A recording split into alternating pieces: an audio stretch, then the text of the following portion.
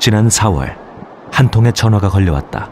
51년이죠, 이게. 1월 12일서부터 15일까지 이상하다. 그 왜 이렇게 큰 전사가 묻혀 있었을까? 그 300명이. 예, 거기서 이제 적군이 3,000명이고. 3,000명이고.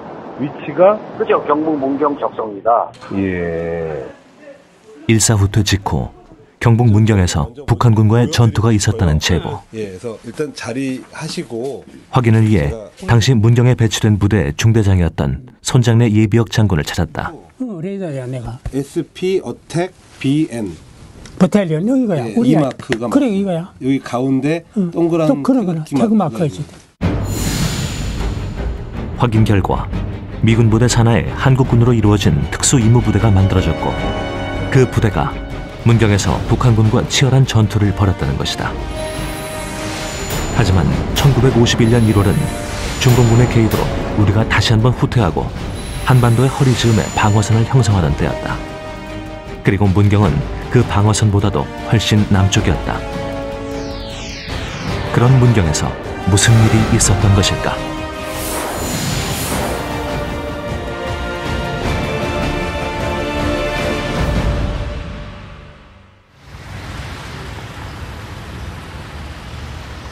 일사후퇴로 피란길에 나선 사람들이 모여든 곳은 부산이었다. 넘쳐나는 피란 행렬 속에서 지낼 곳을 찾지 못한 피란민들은 이곳 우암동까지 흘러들었다. 52년도 시장이 형성된 거예요, 이게. 52년도에. 예. 52년도 형성됐는데 지금 이놈의 재개발하고 한 사람이 다 빠져나갔어요. 한 젊은 사람 다 빠져나가고, 이래 또 갑시다. 아들 때문에, 학원 때문에. 그리고 근래에 길이 생겨가지고 넓어졌어요. 옛날에는 다 좁은 길이에요. 예, 다 좁은 길이에요. 옛날에 어서 걸려, 지금 여기서부터 소막사예요. 이 건물이 쫙까지 길었다니. 이거 원체가 너무 크다니. 원래 그 옛날에 그 우사 모양. 예, 그대로의 저 모습이. 소를 키우던 우사를 판자로 막고 우사 하나에 서너 가구가 둥지를 틀었다. 우암동은 일제가 부산과 경남의 소들을 일본으로 보내기 전 마지막 검열을 하던 곳이었다. 이거 단집이. 이거 단집이고. 조그만해. 이것을 다 작아. 한 사람이 겨우 지날 수 있는 골목은 당시 절박했던 피난 생활을 가늠하게 한다. 생존도 전쟁이었던 그 시절, 부산 우암동에는 그때의 흔적이 지금도 남아있다. 피란 시절 개업해 지금까지 이 자리를 지키고 있는 한 냉면집. 함경도에서 살던 냉면집 주인은 흥남철수 당시 군함을 얻어 타고 부산에 도착했다. 흥남에서도 냉면 장사를 했던 외할머니는 이곳에서도 냉면집을 열었다. 그리고 3대째 이 자리를 지키고 있다. 돌아가시기 전 아버지가 그린 그림은 이제 유사가 됐다. 일대가 2006년도 돌아가시기 직전에 제가 우리가 크면 통일이 되면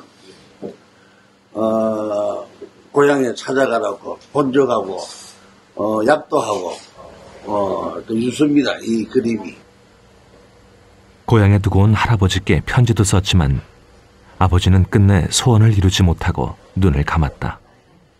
이제 우리 애가집 쪽에는 여기 바다입니다. 이 흥남시예요.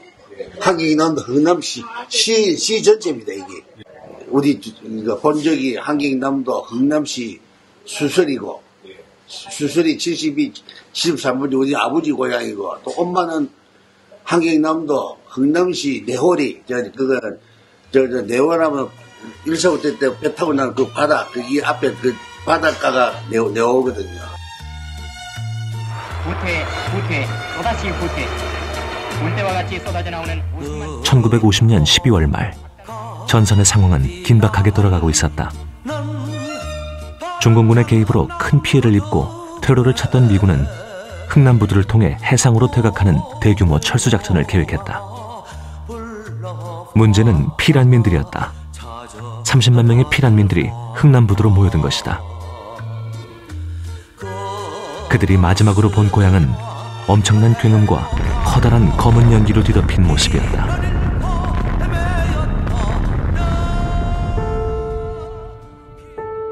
이들이 도착한 곳은 부산. 당시 인구 40만 명이었던 부산은 전국에서 몰려든 피난민으로 200만 명이 북적이는 북새통이 되었다.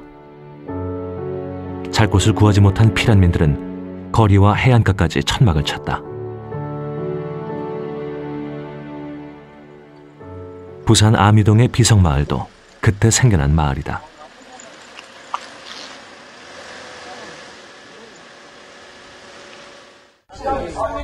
마을에는 이곳이 왜 비성마을로 불리는지 알 수 있는 흔적들이 곳곳에 남아있다.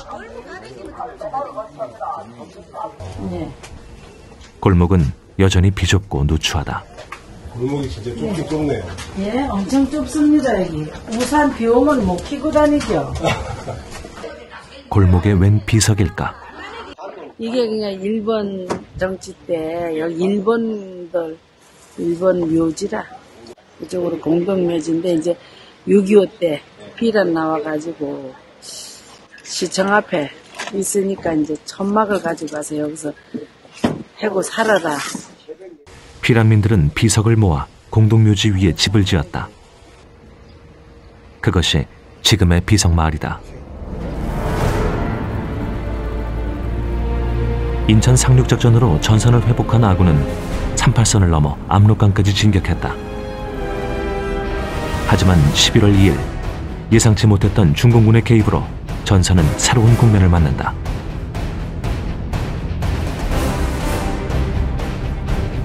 중공군은 낮에는 산에 숨고 밤에 진군했다. 인해 전술로 밀고 내려오는 중공군은 유엔군의 화력으로도 역부족이었다.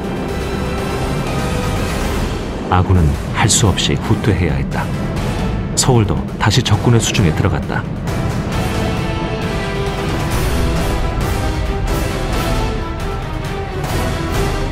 전선은 38선 아래에서 형성되었다. 아군은 병력을 재정비하며 대구 방어에 총력을 기울였다. 당시 우리 그 한반도를 놓고 봤을 때에 그 병참 보급선은 두 가지 길밖에 없었어요. 하나는 대구를 부산에서 대구와 대전을 연결해서 서울로 올라오는 그런 이제 그 철도 내지는 국도가 이제 있었고, 하나는 대구에서 영주로 해서 원주로 이제 그 올라오는 중앙선이 있었어요. 그래서 이게 두 개가 유엔 병참선의 대동맥이라고 할 수 있는데, 만약에 적이 그 대구를 점령해서 이 지역을 확보한다면은 일단 우리 대한민국 국민과 정치 지도자 입장에서는 거의 패닉 상태에 올 수 있는. 당시 대한민국 정부는 임시수도 부산에 자리하고 있었다.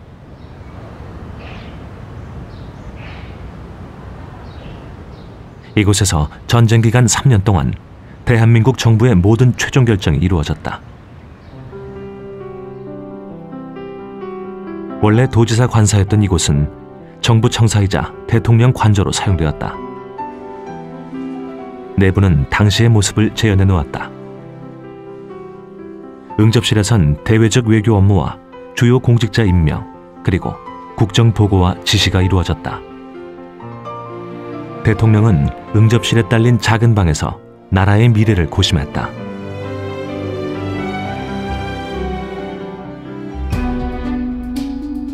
미국에서 발간된 밀물과 썰물. 이 책은 6.25 전쟁 당시를 자세하게 기록하고 있다.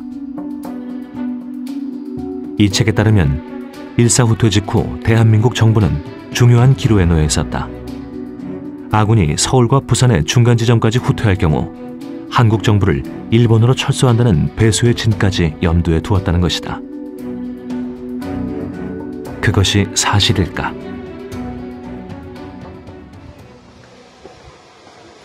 당시의 기록들이 보관되어 있는 군사편찬연구소를 찾았다. 이 중엔 기밀 문서도 적지 않다. 되게 많네요. 네, 여기는 지금 6.25 전쟁과 관련된 1차 사료들. 1차 사료들만 모아놓은 곳입니다. 전부 다 원본이고요.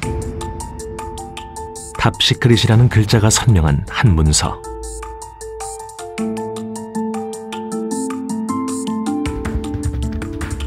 이 문서에는 러시아가 개입해 전쟁이 세계대전으로 확대되는 상황에 대비한 계획이 담겨 있다.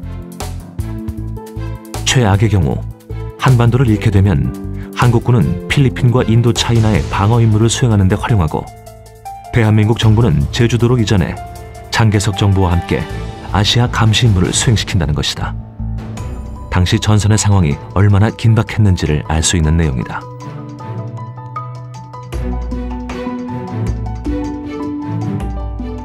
이제 한국 정부가 일본으로 철수하고 나면 이 한국군을 어떻게 운영할 것인가 여기에 대한 얘기도 나와요. 이제 여기서 뭐라고 그러냐면 필리핀이나 대만을 방어하는데 한국군을 운용을 하는 것이 어떻겠느냐라는 얘기가 나오는데 그것은 사실은 이제 중공군이 참전하면서 미군이 이것이 세계전쟁으로 비화할 거라는 굉장히 위기감을 가졌다는 그런 뜻이 되는 거죠. 중공군의 개입은 예상하지 못한 일이었다.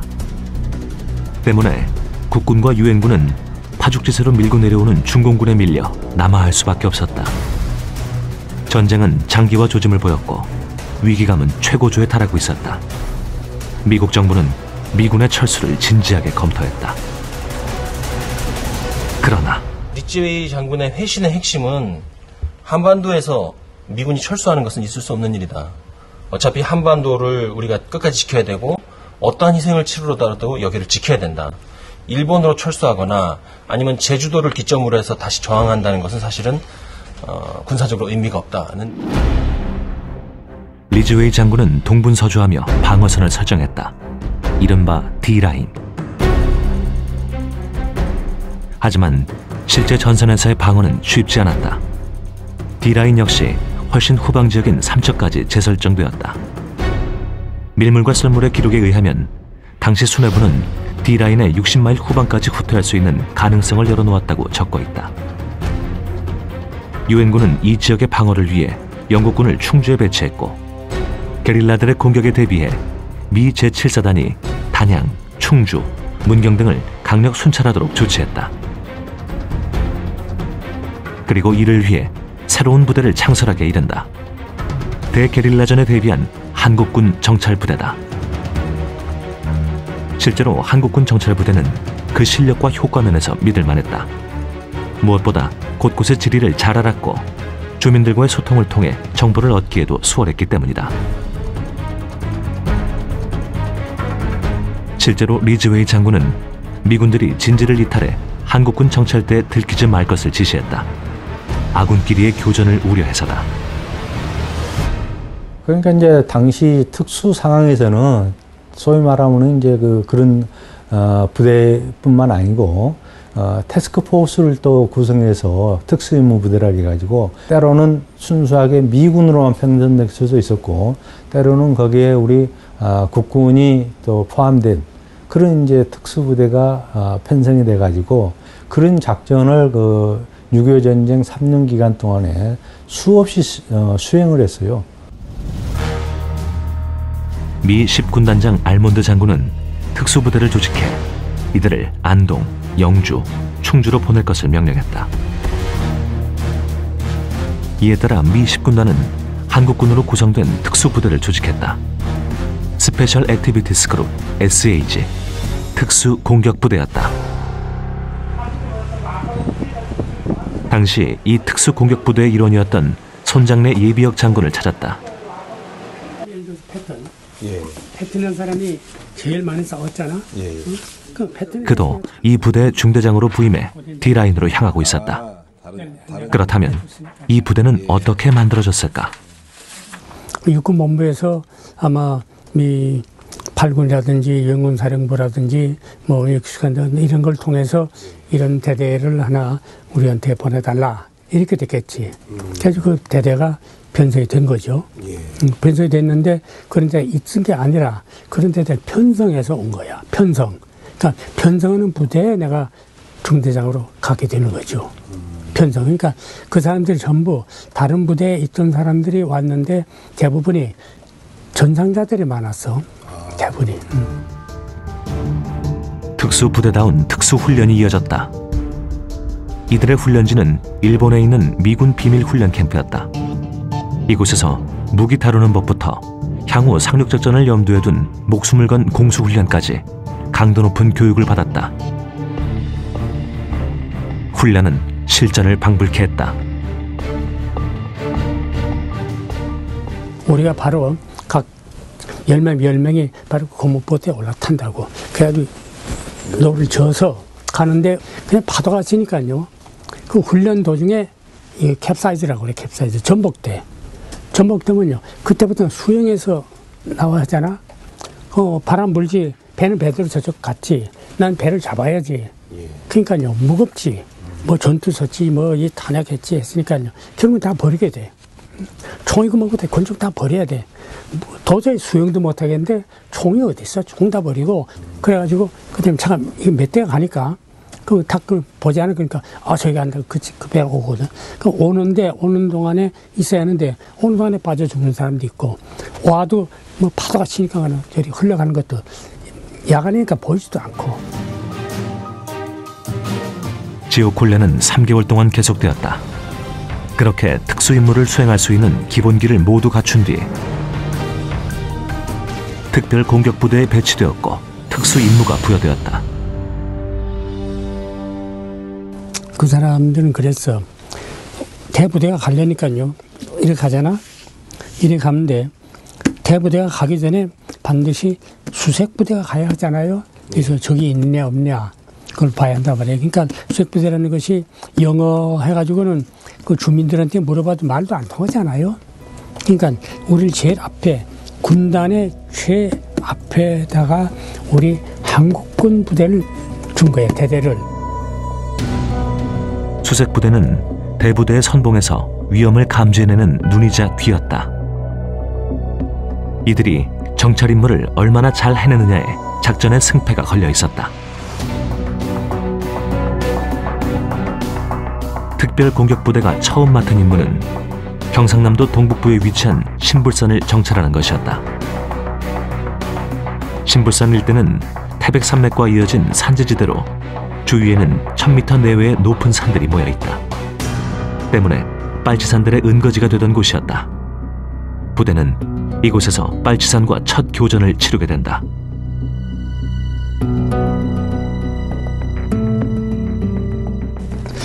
그때만 해도 신물산에 적이 많고 막 하는데 우리가 제대로 훈련도 제대로 안 됐고 또 부대가 조직돼 가지고 별로 이런 제대로 훈련 제대로 못 받고 했기 때문에 전투 성적이 별로 좋지 않았어. 막 아주 실전을 했지 다 하고 그때 중대장도 죽어요. 이능모라는 사람이 내 옆에서 바로 중대고 난 소대장인데 했는데 그 사람이 죽어. 총에 맞아 죽어. 그러니까 상당히 우리의 피해도 컸어요. 그러니까 우리 부대 자체에 대해서 그 미 식군단에서도 별로 평가를 높게는 안 했지. 이 부대가 별로 전투를 못하는구나 이렇게 됐지. 첫 전투에서 성과를 올리지 못한 부대는 그대로 문경으로 향했다. 문경은 서울과 영남을 잇는 관문이다. 이곳이 뚫리면 대구와 부산도 무사할 수 없는 것이다. 사령부는 D라인 방어를 위해 여러 부대를 이곳으로 보냈고 특수정찰부대도 이 지역의 정찰을 위해 문경으로 파견되었다. 문경 동로면의 중심지인 파출소 앞. 이곳은 영남과 서울에서 온 사람들이 만나 장을 열었던 곳이다. 안동에서 예천, 수평, 요 문경을 걸쳐가지고 충주로 가는 게 제일 긴 길이에요. 서울 가는 제일 긴 길이에요. 영남에 제일 빠른 길이래요. 취재진이 동로면을 찾았던 날, 마을은 한바탕 소동을 치른 뒤였다. 그날 아침 파출소 뒷마당에서 오래된 포탄이 발견되었다고 했다. 이 돌 이제 티미를 네. 이제 정비를 하려고 올 포크레인 디리가 작업하다가 포가 여러 개 나왔어요. 포탄을 수거해간 근처 부대를 찾았다. 어떤 포탄이 발견되었다는 것일까? 이제 그 수거한 탄약을 보관하는 거죠? 요번에 문경 지구에서 여기 수거해온 6.25 때 81mm 박격포에서 사용한 탄약이 되겠습니다. 포탄은 6.25 당시 빨치산 소탕을 위해 쓰이던 것으로 추측된다. 당시 문경은 6.25 전쟁 이전부터 교전이 끊이지 않고 있었다. 문경세제 깊은 산골에 은거하며 출몰했던 빨치산 때문이었다. 마을 사람들은 민병대까지 조직해 빨치산 소탕에 주력하고 있었다. 그 와중에 6.25 전쟁이 발발한 것이다. 당시 빨치산은 강원도 태백산맥 일대와 지리산 일대, 밀양과 청도를 중심으로 하는 경상도 지역에 자리잡고 활동했다. 수시로 민가에 출몰하며 후방 교란 작전을 펴는 빨치산을 소탕하기 위해 따로 부대를 편성할 정도였다. 전쟁 당시 8만 명에 이른 남쪽 포로 중에 빨치산이 4만 8천 명. 아군은 전선에서의 전쟁과 함께 후방에서 빨치산과의 전쟁까지 치러야 하는 상황이었다.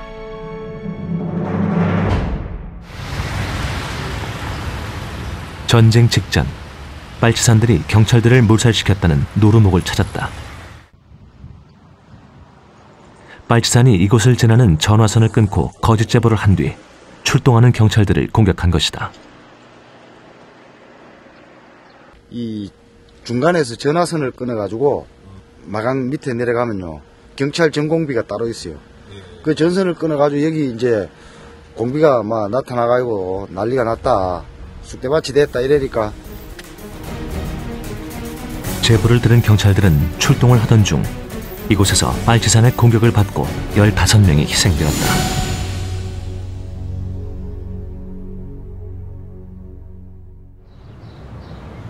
노루목에는 이들을 기리기 위한 위령비가 세워져 있다.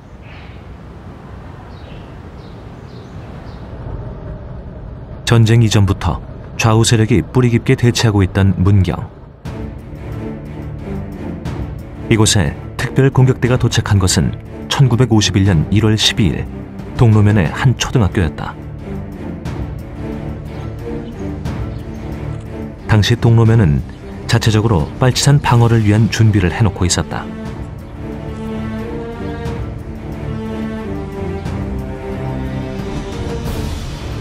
돌로 지어진 이 성당은 당시 방어를 위해 만든 성곽의 돌로 지은 것이다.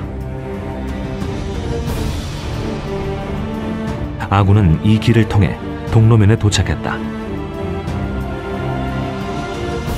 당시 미군 종군 기자가 찍은 현장 동영상이다. 빨치산을 막기 위해 만든 성벽이 확인된다. 마을 사람들이 힘을 모아 만든 것이다. 이제 휴전이 되고 이제 필요 없으니까 이렇게 됐는데 그래 이게 그 당시 이제 공비가 동네별로 다 있고 막 난리가 났거든 그 당시에. 마을 사람들은 성벽과 함께 호도 구축해 두었다. 여기에 높폭이 한 5m? 5m 거리를 저 아래서부터, 저 아래 이제 반머리 식량과서부터 일로 해 돌아서 이 밭으로 해가지고 저 아래 넝떠러지기까지 돌려팠어. 동로면 사람들에게 호와 돌성은 파출소와 마을을 지키는 최전선이었다.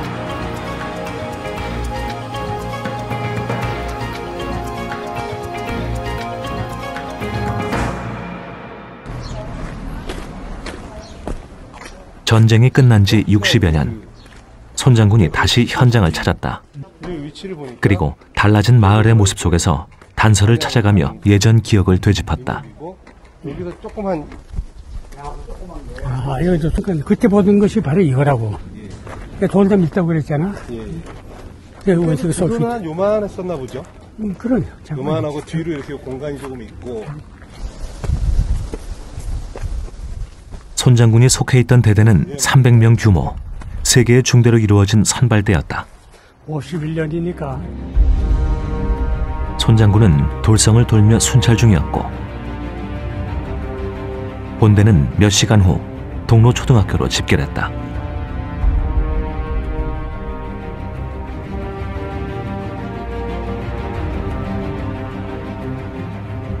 달라진 것이 있다면 당시에는 건물이 큰 나무 쪽에 있었다는 것이다. 부대원들은 부산부터 시작된 강행군으로 지친 데다 신불산 전투 여파로 사기까지 떨어져 있었다. 대대장은 학교에서 하루 쉬자고 했다. 하지만 중대장 손중위의 생각은 달랐다. 대장이 제일 낮에 오잖아요. 대대장이 제일 낮에 찾아왔단 말이야. 왔는데 여기 있고 하는데 나 올라가 있으니까 내려와 하는 거지. 손중위. 내려와서 오늘 다 이런 데 여기서 쉬었지 않냐. 나는 여기 만일 대장이 만일 여기 있다가 저기 혹시 있으면은 우리 도망가지 못해서 전부 다 전멸합니다. 이 사람이 날 그전부터 알고 전투 많이 해왔고 내가 그 상하학교 다닐 때 그때 우리 또 구대장을 했고 그러니까 워낙 잘 알지 나를. 그래 이번에 막혔다. 네 고집을 누가 또 꺾냐. 그래 그래 팔자. 이렇게 됐죠. 어디쯤에서 위치하셨었나요? 이쪽이 내가 이쪽이 내가 일중대장. 예. 몇 순대 이렇게 해가지고. 대대는 동로초등학교 앞쪽 나지막한 언덕에 중대별로 홀을 파고 밤을 지내기로 했다. 지친 몸을 이끌고 영하 20도의 매서운 추위 속에서 홀을 파고 야영을 해야 하는 상황이었다. 당시 홀을 팠던 곳이 지금의 적성 1이다.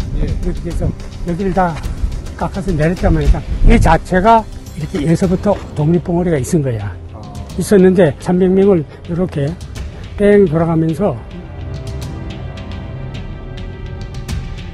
그 영하 뭐 55도 이렇잖아요. 그 영하. 그러니까 그걸 판단하기 얼마나 힘들다. 어렸으니까 그걸 꼭해가지고 파고 해가지고 그냥 파대 이렇게 딱 너무 크게 팔 필요 없어. 팔 시간이 없으니까 자기만 들어갈 수 있는 게만 요만큼만 파는 거야. 이만큼. 그래가지고 그때 열릴 때가 되면 초가집이야.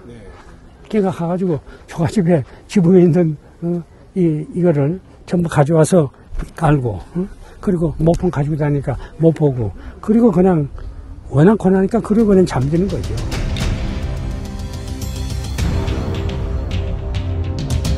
특별 공격 부대가 홀을 파기 시작한 그 시각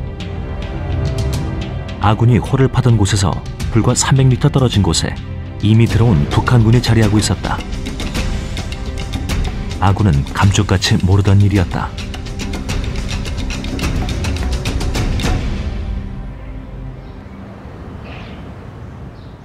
당시 북한군이 진을 쳤던 마을 적성 1이다. 마을 어르신들은 당시의 상황을 지금도 또렷하게 기억하고 있다. 선생님 댁은 어디요? 여기. 바로 여기. 그러니까 한 400-500m 정도 되는 것 같더라고요. 인민군들이 다 있었던. 집집이 다 있었죠. 집집이 다. 그리고 우리 집이 여기 본부라. 그래서 이렇게 되면 180도죠. 황태영 씨의 기억에 따르면 당시 북한군 규모는 줄잡아 3,000명. 그 대부대의 수뇌부가 황태영 씨의 집에 본부를 차린 것이다. 자기네가 승리한다 그러고. 2, 3일 내에 우리가 이제 김천까지 낙동강까지 내려갈 수 있다. 불과 200-300m를 사이에 두고 남북이 대치하게 된 상황. 하지만 아군은 이런 사실을 까맣게 모르고 있었다. 이유는 당시 문경이 평택, 원주, 삼척으로 이어지는 방어선 한참 아래에 있었기 때문이다.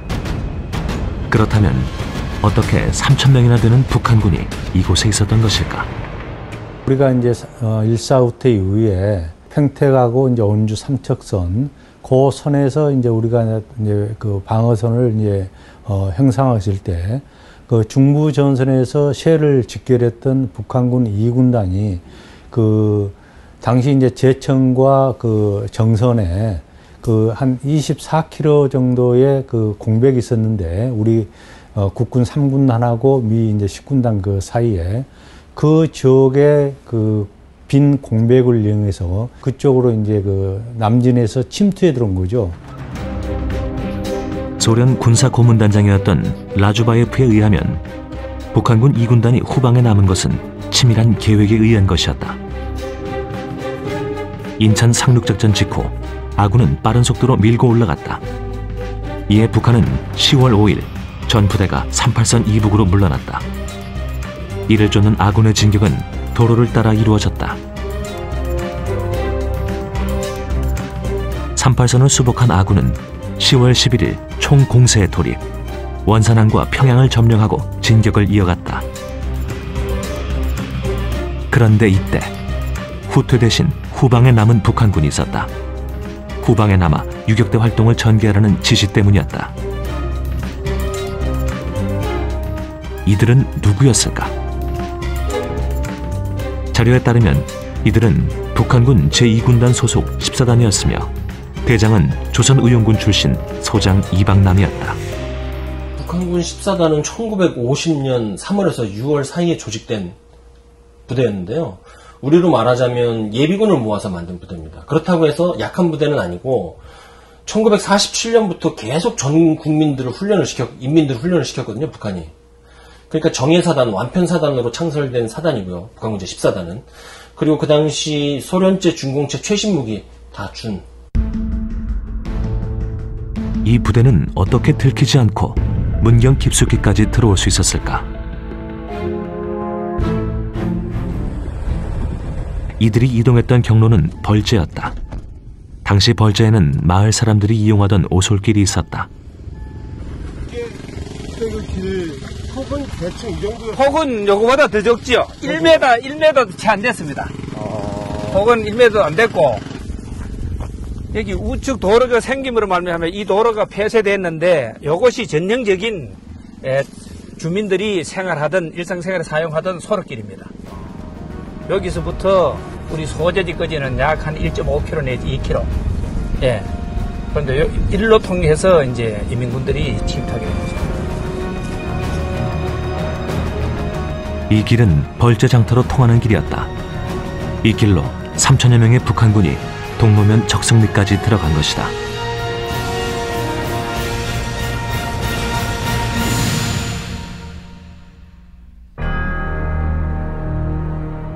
밤에 추우니까 저녁 때 추우면은 애들이 나무 해가지고 해서 난방을 위해서 불을 지려고 이렇게 손 놓고 있는데, 그러면 내가 저기 어디서 볼지 모르니까 그냥 막 가가지고 밖에로 이제 나무나 차버려. 당장 끄라고 말이지. 그러니까 상대방은 인민군 우리가 오고 또 불 켜는 거 다 본 거지. 그리고 내가 막 어떤 장에 와서 발로 막 차가면서 불 막 끄는 것도 다 보고 있은 거지. 우리 그때 몰랐지.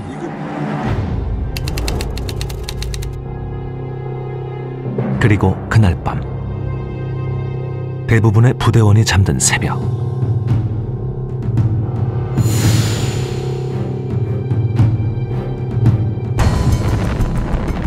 불시에 공격이 시작되었다. 세 중대 중 중심에 자리했던 손장군의 중대를 향해 총포가 쏟아졌다.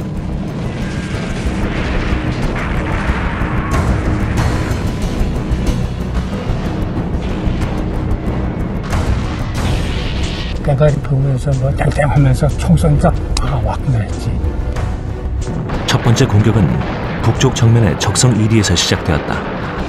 전투가 시작되자 경찰과 청년 단원이 합세했다.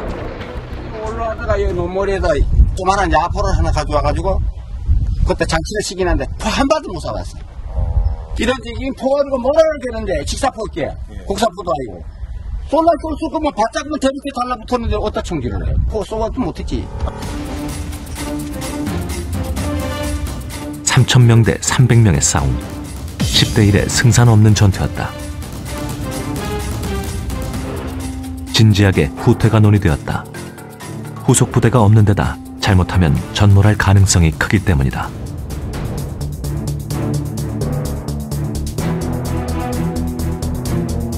하지만 적군에 둘러싸인 현실에서 후퇴 역시 만만치 않은 상황. 결국 맞서 싸워보자는 데 의견이 모아졌다.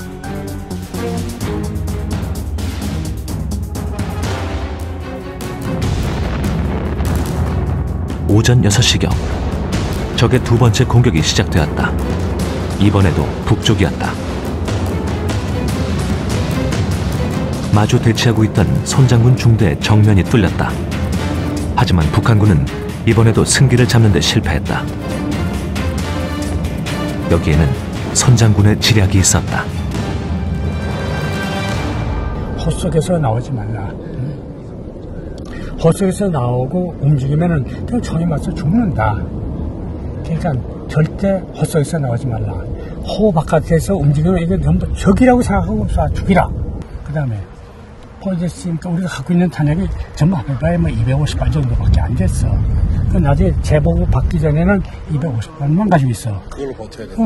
탄약은 이거니까 최후의 한 발이 네 생명을 살리느냐, 네가 거기에 맞아 죽느냐는 그거에 결정되는 거야. 그러니까 절대 총 쏘지 마. 내가 쏘라 할 때만 쏴. 잠시 후 적의 3차 공격이 이어졌다. 이번엔 서쪽 방향이었다. 하지만 서쪽은 아군의 유리한 고지였다. 북한군은 다시 물러났다. 연이은 4차 공격은 무차별적으로 이루어졌다.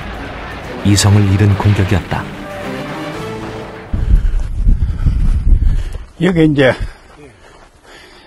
밭을 하는 마이크 아니라서요. 그때 높았지. 그래 이제 여기서 돌게 깨시 이러면 이쪽으로도 내려가고 마을로도 내려가고 돌게 깨시 이러면 막 이래가지고 쫙 기면서 먹거든요. 북한군은 있는 화력을 모두 쏟아부었다. 하지만 적의 박격포 공격은 치명적인 성과를 내지 못했다. 불발탄이 많았던 것이다. 아군은 초등학교 쪽으로의 후퇴를 계획했다. 하지만 사방에서 적이 공격해오면서 포기해야 했다. 진퇴양난, 끝까지 싸우는 수밖에 없었다. 이제 그 야단을 쳤는데 여기서 이제 학교를 후퇴를 하니 이런 짐이 적은 데서 또 몰리 들어오네. 그러니까 여놈은 또 우리가 후퇴하게 따라 들어올 거 아니야. 따라 들어오고 저거리가 몰리 들어오고 이렇게 환장할 일 아니에요. 죽는 거지 이제 이게 어떻게 해요? 실탄이 모질할 거 아니야. 그러니까 이제 배달물 이제 대의가 한 발상 죽음 해놔라. 어차피 작은 애 저 사람들한테 포위를 당해서 죽을 바에는 자살을 하자. 아껴 쓴다고 썼지만 실탄이 바닥나고 있었다. 후방을 뚫어주기 위해 출동한 지원군이 마지막 희망이었다. 그런데 돕기 위해 오던 지원군에 문제가 생겼다. 이게 허공다리가 아니고 저 다리가 허공다리. 저 앞에, 저기 앞에요? 네, 사람 버스를 타고 안다는 빨간 지둥기가 있잖아. 여기가 그렇지. 허공다리라는 게 무슨 뜻이에요? 이게 저게 허공다리 아니에요? 저게 다리가 저게 지금 다리를 놔지 기존에는 다리가 없고 돌멩이 요만큼 한가놓고 그거 디디고 건네다녔어. 뻥 터지기만 이르고만 삭바다지 해버리고. 빨치산이 전화선을 끊었던 그곳에서 지원군으로 오던 미군의 전차가 지뢰를 밟고 전복한 것이다. 공격대가 후퇴할 것이라고 예상한 북한군이 이곳 허공다리에도 지뢰를 매설해 놨던 것이다. 북한군은 이후로도 사방에서 계속 공격을 해왔다. 아군이 고립된 절체절명의 그때 기적 같은 일이 일어났다. 무전기를 암만 사용을 해도 교신이 안 됩니다. 그래 실탄도 다 떨어지지 배도 고프지 환장할지 이건 아니라 뭐 그 난리에 누가 밥 해줄 사람이 어디 있어. 그게 위에다 뭐 이렇게 대구 동천 비행기장으로 연락이 돼 있어. 무전이 돼 있어. 가까스로 무전이 연결되면서 아군의 항공 폭격이 시작되었다. 헬리콥터로 탄약과 보급품도 지원되었다. 이 와중에 북한군은 5번째 총공세를 퍼부었다. 전투는 극에 달했고 무차별 공격으로 민간인 피해까지 생겨났다. 만 이틀 동안 이어졌던 5차례의 전투가 끝난 것은 14일 오후였다.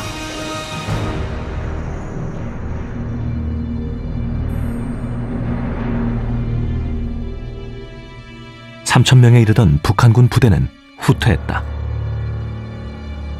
이틀 밤낮을 싸우고 난 현장에는 북한군 시체가 질비했다. 기적 같은 승리였다.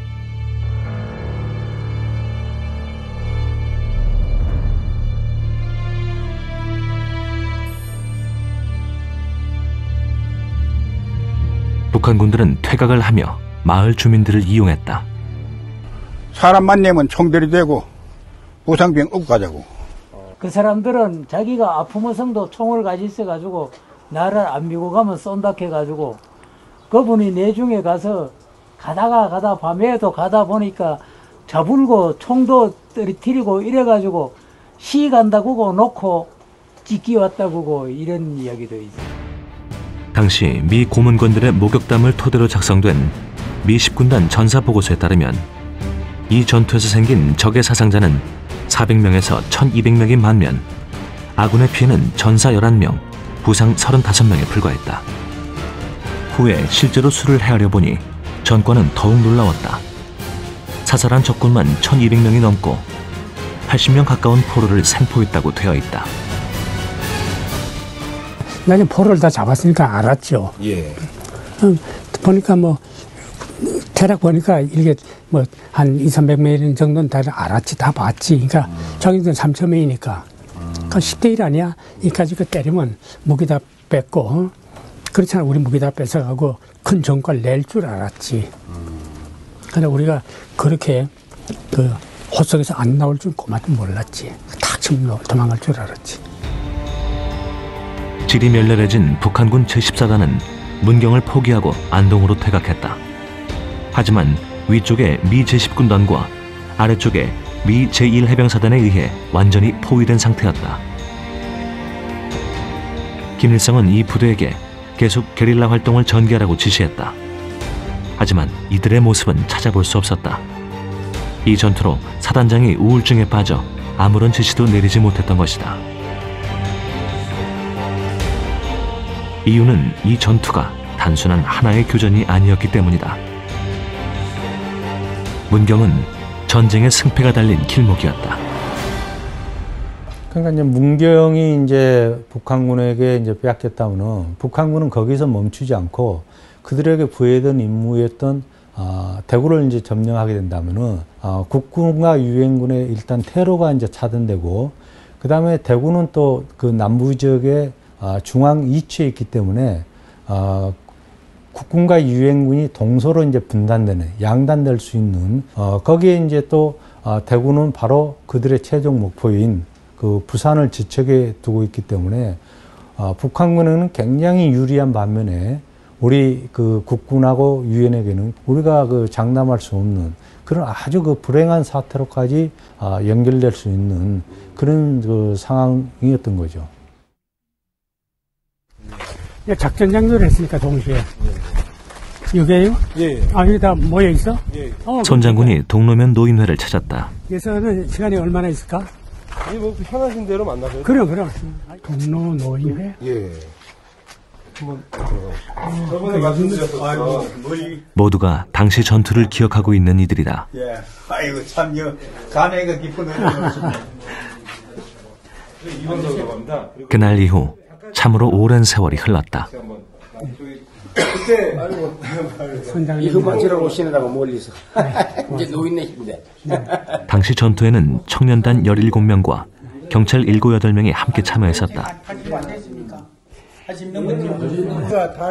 아직도 생생한 그때의 이야기 보따리를 이제야 풀어놓는다. 싸라 저게 이제 50m 안에 들어왔을 적에. 그럼요. 여기 전부 시체 덩어리였었잖아요. 그럼요. 매일 전투만 하고 피곤하고 춥고 하니까 그러면 우리 학교에서 오늘은 좀 편안히 자고.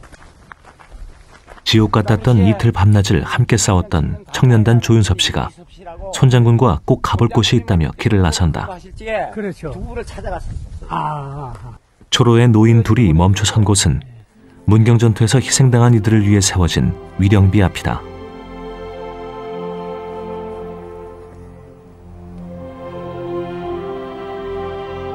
동네 어귀 작은 비로 세워져 있던 위령비는 얼마 전 제 모습을 갖춰 이곳으로 옮겨졌다. 문경 전투가 잊혀져 가는 것을 안타깝게 여긴 이들이 추진한 일이다. 여기 뒤에 보면은 여기 기록이 다 돼 있습니다. 여기 있네. 조윤석. 문경 전투는 당시 전선을 지켜내는데도 불가능을 가능하게 만든 전투로서도 의미가 크지만 그동안 제대로 알려지지 않았다. 때문에 이들의 공로도 뒤늦게야 인정되었다. 그냥 그거로 그냥 잊혀지고 그냥 그거로 묻어지고 말았겠지. 그냥 워낙 했다는 건데 난 그 자리에서 바로 떠났으니까 전투 끝나고 바로 떠났기 때문에. 그런데 미국에서 그걸 알기 때문에 이렇게 큰 전투를 했는데 혼자 안 죽느냐. 이제 미국에게 줬어요. 여기 보면 여기 딱 쟤네 손이랑 나와 있어. 예, 봤습니다. 딱 있잖아. 그리고 성함이 손장래 장군은 대한민국이 아닌 미군으로부터 훈장을 받았다. 특수공격부대가 미군 예하였기 때문이다. 이후 전쟁이 끝날 때까지 수많은 전투에 참여했지만 첫 번째 승리였던 문경 전투야말로 가장 특별한 기억으로 남아있다. 그것은 16 나이에 전투에 참여했던 조윤섭 씨도 마찬가지다. 희한한데. 마음대로 하세요. 그러면 사진을 찍는데 모자를 찍으면 되나? 조금만 더 숙여주시겠어요, 앞으로? 자. 하나, 둘, 셋. 더 늦기 전에 이들의 기억에서 6.25를 꺼내 기록하고 연구해야 한다. 역사를 기억하는 일이야말로 역사의 반복을 막는 밑거름이기 때문이다.